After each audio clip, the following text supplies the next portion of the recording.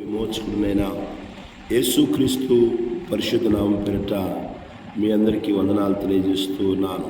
ఈ ఉదయకాల సమయంలో దేవుడు తన ఐశ్వర్యం చొప్పున క్రీస్తు యేసునందు మహిమలో మీ ప్రతి అవసరాలు తీర్చి మిమ్మల్ని అందరినీ బహుగా దీవించునుగాక. ఆమేన్. దేవుని బిడ్డలారా, ఈ ఉదయకాల సమయంలో చదవబడిన లేఖనమాల నుంచి ఆమోసు గ్రంథము 9వ అధ్యాయము 4వ వచనాన్ని మనం చదివినట్లయితే, దేవుని బిడ్డలారా, వాక్యాన్ని మనం గమనించినట్లయితే, తమ శత్రువుల చేత వారు చెరపట్టబడినను అచ్చట నేను ఖడ్గమునకు ఆజ్ఞ ఇత్తును, అది వారిని హతము చేయును మేలు చేయుటకు కాదు, కీడు చేయుటకే నా దృష్టి వారి మీద నిలుపుదును. దేవుడు ఆనాటి కాలంలో మరి దేవునికి విరోధంగా పాపము చేసిన ఆ ప్రజల మీదకి దేవుని యొక్క తీర్పు ఆమోసు ద్వారా దేవుడు ప్రకటన చేయుచున్నాడు. దేవుని బిడ్డలారా, దేవుని తీర్పు నుండి ఏ మానవుడు తప్పించుకోలేడని, దేవుని తీర్పు తప్పించుకోలేనిదని, మరి దేవుని తీర్పు వారు తప్పించుకోవాలని ఎన్నో ప్రయత్నాలు చేసినా మరి వారి వల్ల కాలేదనే విషయం గురించి ఇక్కడ రాయబడతా ఉంది. దేవుడు వారిని శత్రువుల చేతికి అప్పగించడానికి కారణం ఏంటంటే, వారు దేవునికి విరోధంగా చేసిన పాపమును బట్టి అనే విషయాన్ని మనం గుర్తుంచుకోవాలి. దేవుని బిడ్డలారా, నిన్నటి దినాన మనము ఈ యొక్క భాగాన్ని మనం ధ్యానం చేస్తూ పాపానికి పరిణామాలు ఉంటాయని, రెండోదిగా దేవుని ప్రజలమని చెప్పుకోవటం మాత్రమే సరిపోదని, మూడోదిగా దేవుని ప్రజలైన అవిధేయతకు పరిణామాలు ఉంటాయనే విషయాల గురించి మనం నిన్న ధ్యానం చేస్తూ వచ్చాం. ఇవాళ కూడా మనం జ్ఞాపకం చేసుకున్నట్లయితే, దేవుడు ప్రతి ఒక్కరి కార్యాలను చూస్తాడు. దేవుడు దేవుని బిడ్డలారా గమనించండి, మనం చేస్తున్న ప్రతి ఒక్క కార్యమును దేవుడు చూస్తాడు.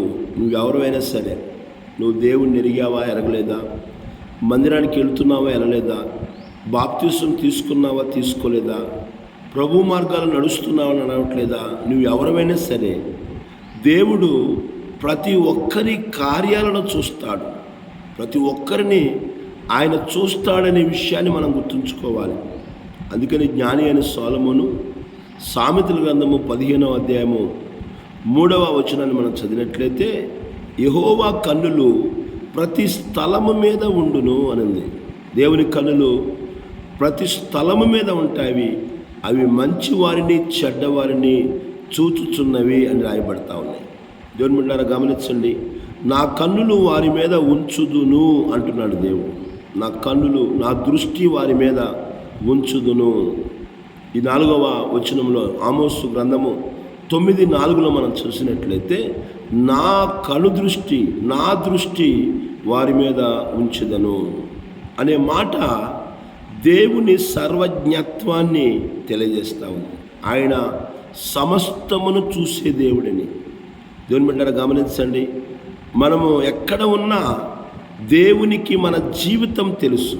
ఎక్కడున్నా కానీ, మనం ఎలా ఉన్నా కానీ, ఏ స్థలంలో ఉన్నా కానీ, మన జీవితం ఏంటో, మన యొక్క మరి కార్యములేంటో ఇవన్నీ కూడా దేవునికి తెలుసు.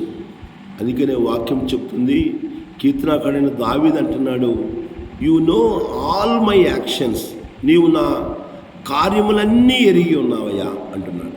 దేవుడు మన కార్యాలన్నీ కూడా ఎరిగినవాడు, మనలను చూచుచున్నవాడు. చెడ్డవారిని చూస్తాడు, ఆయన మంచివారిని కూడా చూస్తాడు. ఆయనకున్న పేరేంటంటే చూచుచున్న దేవుడు.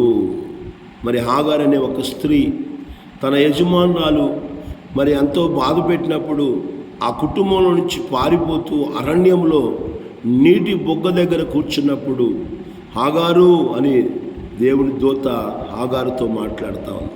నువ్వు ఎక్కడి నుంచి వస్తున్నావమ్మా అంటే, నా యజమానురాలు నన్ను బాధ పెట్టిందయ్యా, ఆ బాధ తట్టుకోలేక నేను వస్తున్నాను అని చెప్పేసి అన్నప్పుడు, పారిపోవచ్చున్నాను అన్నప్పుడు, దేవుని దూత అంటుంది, నువ్వు తిరిగి వెళ్ళి నీ యజమానురాల దగ్గర ఉండు, నేను నిన్ను ఆశీర్వదిస్తానని దేవుని దూత మాట్లాడతావు. ఆమె అప్పుడు దానికి పేరు పెట్టిన పేరేంటంటే నీవు చూచుచున్న దేవుడు అయ్యా. మన దేవునికి ఉన్న పేరేంటంటే చూచుచున్న దేవుడు. ఆయన చూడని దేవుడు కాదు. ఆయన ఇశ్రాయేలు ప్రజల యొక్క మరి బాధను, ఐగుప్తు దేశంలో వారు బానిసత్వంలో ఉన్నప్పుడు దేవుడు మోషేతో మాట్లాడుతూ నా ప్రజల యొక్క బాధను నేను చూచి తిని. చాలామంది అనుకుంటారు మేము ఇంత బాధపడుతున్నాము, మేము ఇంత కష్టపడుతున్నాము, ఇంత ఇబ్బందులు పడుతున్నాము, ఇంత శ్రమ పడుతున్నాము, ఇంత దుఃఖములో ఉన్నాము, దేవుడు మమ్మల్ని చూడట్లేదండి అనుకొని పొరపాటు పడే వ్యక్తులు చాలామంది ఉన్నారు. ఆయన మనల్ని చూడకుండా ఉండడండి. ఆయన చూచుచున్న దేవుడు, మనలను చూచే దేవుడు. ఆయన మన కార్యములను చూచే దేవుడనే విషయాన్ని మనం గుర్తుంచుకోవాలి. ఉదయకాల సమయంలో దేవుని బిడ్డలారా చూడండి, నా కన్నులు వారి మీద ఉంచుదును అన్నాడు. అంటే ప్రతి ఒక్కరి మీద దేవుని కన్నులు ఉంటాయి. ప్రతి ఒక్కరిని దేవుని కన్నులు చూస్తాయి. ప్రతి ఒక్కరిని దేవుని కన్నులు పరిశీలన చేస్తాయి. దేవుని బిడ్డలారా, యోనాతో మాట్లాడుతూ దేవుడు అంటున్నాడు, యోనా నినివే పట్టణానికి వెళ్ళు, ఆ ప్రజల యొక్క పాపము భయంకరమైనది కనుక వారి మీదకి దుర్గతి కలుగునని ప్రకటించయ్యా, ఈ పట్టణం నాశనం కాబోతుందని ప్రకటన చెయ్యి అని యోనాతో దేవుడు మాట్లాడుతున్నాడు. దేవుని బిడ్డలారా, నినివే యొక్క పాపమును దేవుడు చూశాడు. ఆయన సమస్తమును చూచే దేవుడు, మన కార్యములన్నిటినీ చూచే దేవుడు. ఆయన మనం అనుకుంటాం చూడట్లేదు దేవుడు అనుకుంటాం, కానీ దేవునికి మరుగు చేయబడినది ఏదీ లేదనే విషయాన్ని ఈ ఉదయకాల సమయంలో మనము గమనించవలసిన వారమై ఉన్నాము. బైబిల్ గ్రంథంలో హిజ్కియా అనే ఒక రాజు ఉన్నాడు. ఆ రాజు దగ్గరికి యెషయా అనే ప్రవక్త వచ్చి నీవు మరణం కాబోతున్నావు, నీవు మరణానికి సమీపంగా ఉన్నావు, మరణకాలం సమీపించినప్పుడు యెషయా ఆయన వచ్చి నువ్వు మరణం కాబోతున్నావు, నీ ఇల్లు చక్కబెట్టుకో అని చెప్పి అనే వర్తమానం రాజునకు చెప్పి వెళుతున్నప్పుడు హిజ్కియా గోడ తట్టు తన ముఖాన్ని తిప్పుకొని కన్నీరు కార్చి, యెహోవా నీ సన్నిధిలో ఎలా యథార్థంగా నీతిగా భక్తిగా నడుచుకున్నానో నన్ను జ్ఞాపకం చేసుకోయ్యా అని చెప్పి ప్రార్థన చేస్తూ ఉన్నాడు. కన్నీరు విడిచి ప్రార్థన చేస్తూ ఉన్నాడు. వెంటనే దేవుడు యెషయాతో మాట్లాడి నువ్వు వెళ్ళి అతనితో చెప్పు, అతనికి నేను 15 సంవత్సరాలు ఆయుష్నిస్తా ఉన్నాను, ఎందుకంటే అతడు నా సన్నిధిలో కన్నీరు విడుచుట నేను చూచి తిని. దేవుని బిడ్డలారా, మనం పడుతున్న బాధలు చూసే దేవుడు, మన కన్నీరును చూసే దేవుడు, పాపాన్ని చూసే దేవుడు ఆయన ప్రతి కార్యములను చూసే దేవుడు ఆయన. అందుకని అంటున్నాడు, నా దృష్టి వారి మీద ఉంచుదును. మనుషుల కనుదృష్టిలో నుండి మనం తప్పించుకోవచ్చేమో, కానీ దేవుని కనుదృష్టిలో నుండి తప్పించుకోవటం అనేది అసాధ్యమనే విషయాన్ని మనం గుర్తుంచుకోవాలి. దేవుడు చూడట్లేదనుకోవటం మన అవివేకమే. దేవుడు చూడట్లేదనుకోవటము మన అజ్ఞానమే అనే విషయాన్ని మనం గుర్తుంచుకోవాలి. ఆయన సమస్తమును పరిశీలించే దేవుడు, సమస్తమును పరీక్షించే దేవుడు, సమస్తమును చూచే దేవుడు. ఆయనకున్న పేరే చూచుచున్న దేవుడు. ఈ ఉదయకాల సమయంలో గమనించిన దేవుని బిడ్డలారా, కనుక దేవుడే స్వయంగా చెబుతున్నాడు, నా కన్నులు వారి మీద ఉంచుదును, నా దృష్టి వారి మీద ఉంచుతానని చెప్పేసి ఆమోసు ద్వారా మాట్లాడుతూ ఉన్నాడు. చివరిగా మనం గమనించినట్లయితే పాపాన్ని విడిచి దేవుని వైపు మనం తిరగాలి. ఉదయకాల సమయంలో దేవుని బిడ్డలారా గమనించండి, పాపాన్ని విడిచిపెట్టాలి. దేవుని బిడ్డలైన మన జీవితాలలో పాపాన్ని విడిచిపెట్టి దేవుని వైపు తిరగటం అనేది చాలా ఉత్తమమైన పని. ఉదయకాల సమయంలో గమనించిన దేవుని బిడ్డలారా, దేవుని తీర్పు గురించి విన్నప్పుడు మనము భయంతో మాత్రమే కాకుండా పశ్చాత్తాపముతో ఆయన వైపు తిరగాలి. గమనించండి, దేవుని తీర్పు ఆమోసు ద్వారా దేవుడు తీర్పు ప్రకటిస్తున్నప్పుడు వాళ్ళు భయపడుతున్నారు, పారిపోతున్నారు, కానీ పశ్చాత్తాపడట్లేదండి. అయ్యో మా మీదకి ఇలాంటి శిక్ష రావడానికి, తీర్పు రావడానికి మా పాపములే కారణము, కనుక పాపాల నిమిత్తమై పశ్చాత్తాప పడాలనే ఆలోచన, దేవుని వైపు తిరగాలని ఆలోచన లేదండి వాడికి. బైబిల్ గ్రంథంలో మనం చూసినట్లయితే దేవుని బిడ్డలారా, ప్రవక్త అయిన యెషయా ద్వారా దేవుడు మాట్లాడుతున్న విషయాలను మనం గమనించినట్లయితే యెషయా గ్రంథము 55వ అధ్యాయము 6-7 వచనాలు మనం చదివినట్లయితే దేవుని వాక్యము, యెహోవా మీకు దొరుకు కాలమందు ఆయనను వెతుకుడి, ఆయన సమీపంలో ఉండగా ఆయనను వేడుకొనుడి. భక్తిహీనులు తమ మార్గములు విడవవలను, దుష్టులు తమ తలంపులు మానవలను. వారు యెహోవా వైపు తిరిగిన ఎడల ఆయన వారి యందు జాలిపడును. వారి మన దేవుని వైపు తిరిగిన ఎడల ఆయన బహుగా క్షమించును. దేవుని బిడ్డలారా గమనించండి, మన పాపముల నిమిత్తమై పశ్చాత్తాపపడి దేవుని వైపు తిరిగినప్పుడు దేవుడు ఇక్కడ 2 కార్యాలు చేస్తూ ఉన్నాడు. ఒకటేంటంటే జాలి పడతాడంట ఆయన, రెండోదిగా క్షమిస్తాడంటండి.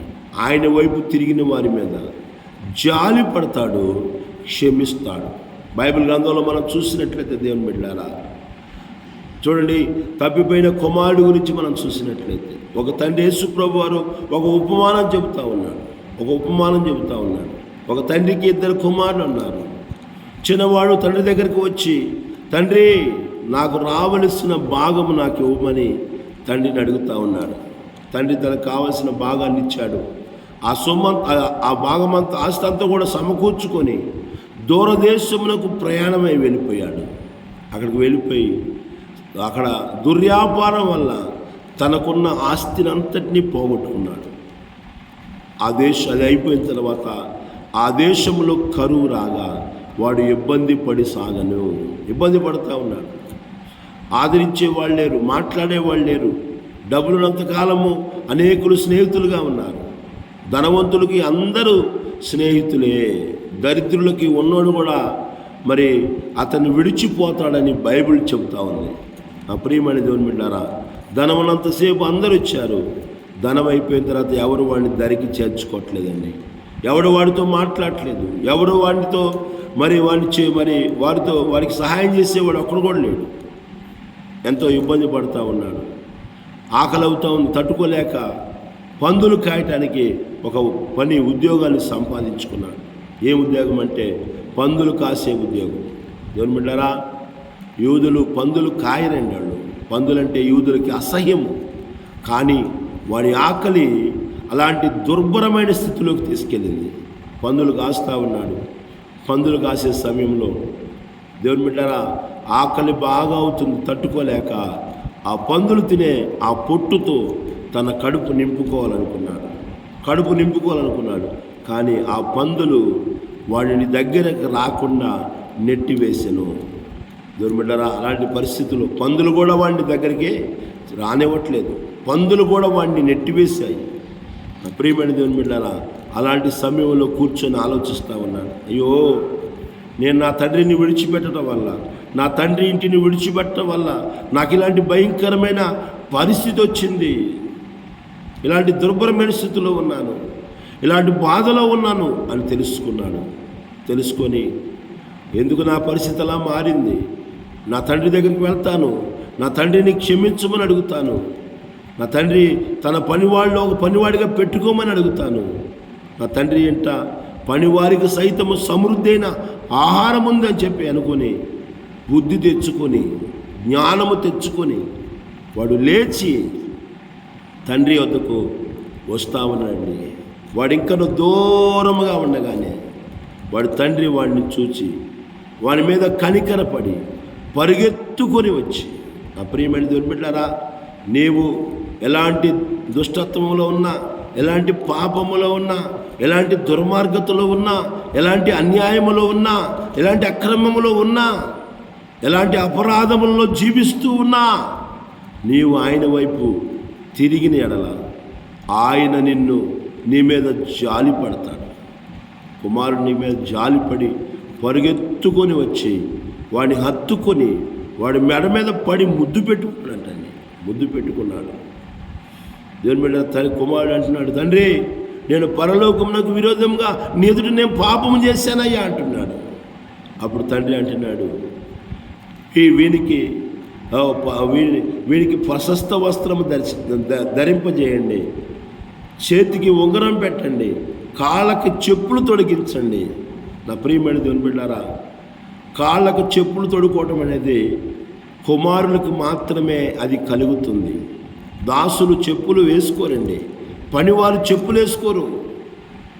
తన తండ్రి అంటున్నాడు, ఇతన్ని దాసుడిగా ఎంచట్లేదు కానీ తన కుమారుడిగా మరలా అంగీకరిస్తా ఉన్నాడు. కారణం ఏంటంటే ఆయన అతనిని క్షమించాడు. ఉదయకాల సమయంలో వాక్యమిచ్చిన నా ప్రియమైన దేవుని బిడ్డలారా, దేవుడిస్తున్న తీర్పును చూసి భయపడి పారిపోవడం కాదు, కానీ పశ్చాత్తాపపడి దేవుని వైపు మనం తిరిగిన ఎడల ఆయన మనలను చేర్చుకుంటాడు. ఆయన మనల మీద జాలి చూపిస్తాడు. ఆయన మనలను కనికరిస్తాడు, క్షమిస్తాడు. కనుక ఉదయకాల సమయంలో మరి భయముతో పారిపోకుండా దేవుని వైపు తిరిగి దేవుని యొక్క పశ్చాత్తాపము, దేవుని యొక్క క్షమాపణ, దేవుని యొక్క కనికరము పొందుకునే కృపను, ధన్యతను ప్రభు ప్రతిబిడ్డకు దయచేయునుగాక. దేవుడి కొద్ది మాటలు మనందరి వినికిడిలో దీవించునుగాక. ఆమేన్. ప్రార్థన చేసుకుందాం.